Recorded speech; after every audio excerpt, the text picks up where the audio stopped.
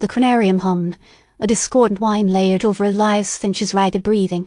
Sparks stalled from the observation console as Thorne wrestled with the diagnostics panel, his knuckles bone white against the cold metal.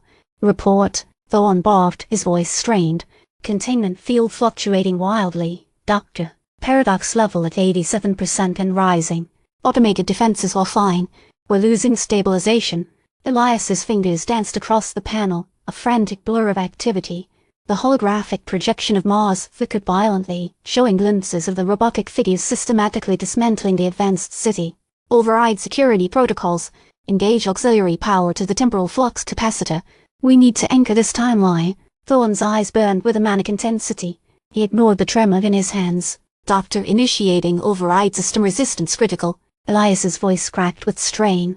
"The intrusion sequence is it's actively adapting. Rewriting core functions." "What do you mean, rewriting?"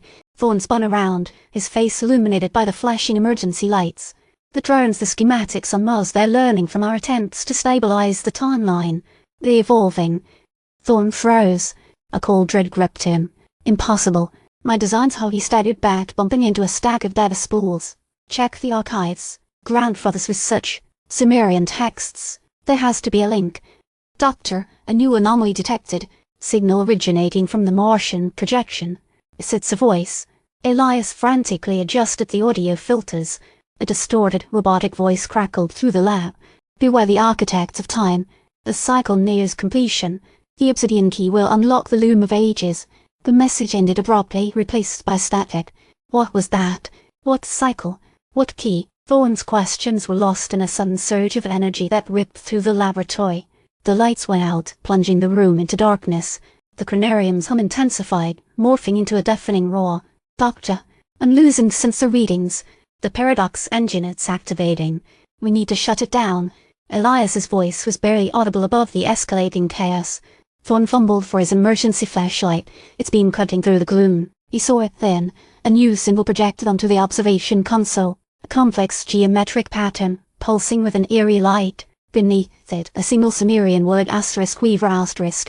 "The Weaver's Gambit," Thorne murmured, a look of horrified recognition spreading across his face. "It's not just a formula, Elias. It's a blueprint. A blueprint for something far beyond my comprehension." Suddenly, another surge of energy slammed into them. The laboratory doors slammed shut, sealing them in. A figure emerged from the shadows bathed in the red glow of the emergency lights. The figure was clad in archaic armor, a vocoder distorting its voice. The helmet obscured its face, but Thorne felt a sickening jolt of familiarity. "Contain the architect," the figure rasped. "The echoes must not spread." "Who are you? What do you want?" Thorne demanded, his hand instinctively reaching for a hidden stun pistol. "Your knowledge is a danger. Your design's a weapon. It'll pass a threat." The armored figure raised a device that pulsed with a malevolent energy. Elias let out a gasp. "Doctor, the Sumerian transmission." He pointed to the main projection screen.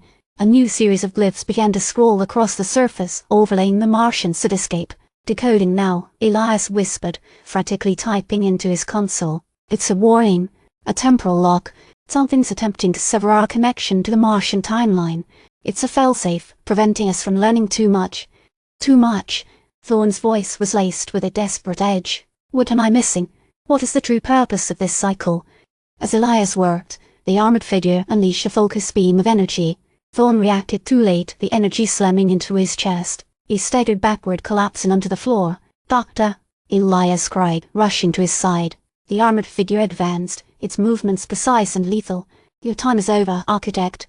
As Thorne's vision faded, he noticed something else on the projection screen, a fleeting image, superimposed over the Martian ruins. A figure standing amidst the destruction, overseeing the robotic legions. A figure that looked exactly like him. A figure smiling. Then, a final surge of energy engulfed the lab. The projection screen went black. Silence descended, broken only by Elias's frantic attempts to revive Thorne. And on the Chronarium core, etched into the crystalline structure, a single Sumerian phrase shimmered into existence, the lunar weaves.